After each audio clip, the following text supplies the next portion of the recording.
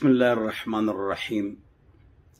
हमारे कराची के साथी दरस कुरान.com वालों का मैं शुक्रिया अदा करता हूँ, जिन्होंने हय्या अलस्सलाह के प्रोग्राम में मुझे शिरकत की दावत दी।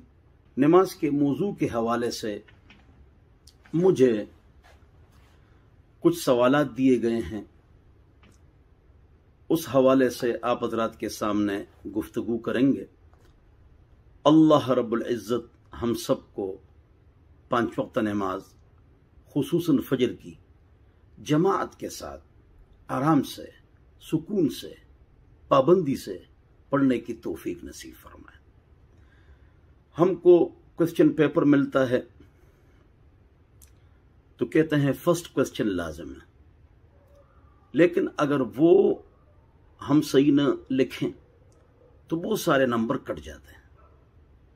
तो आखिरत का पेपर आउट हो चुका है। पेपर अगर आउट हो जाए तो उसको हल करना आसान होता है। तो आखिरत का पेपर भी आउट है।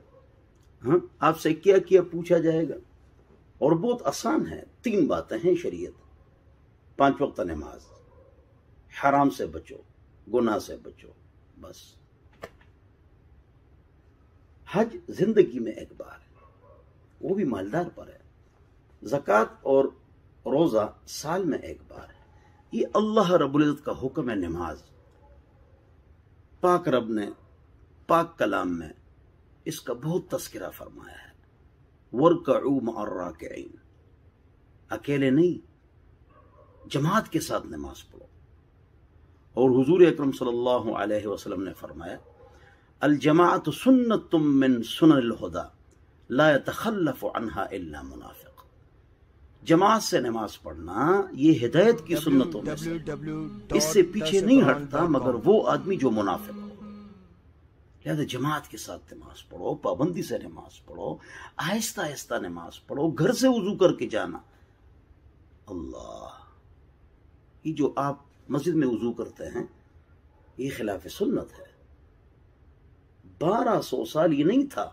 ये तो मेहमानों के लिए हमने लोटे रख लिए थे और पानी। आप तो घर से वजू करके आएंगे इंशाअल्लाह। एक एक कदम पर एक नेकी मिलेगी, गुनाह माफ होंगे।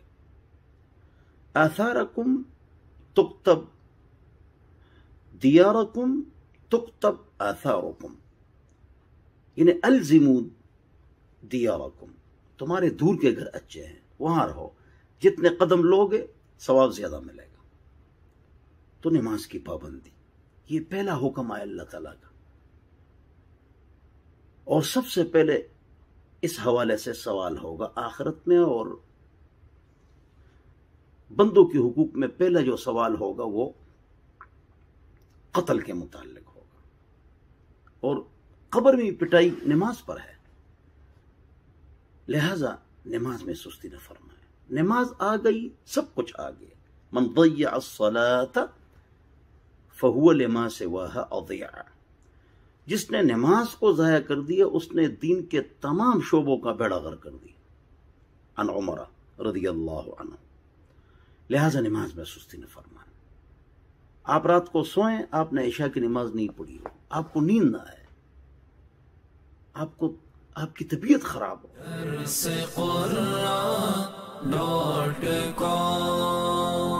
www.darsequran.com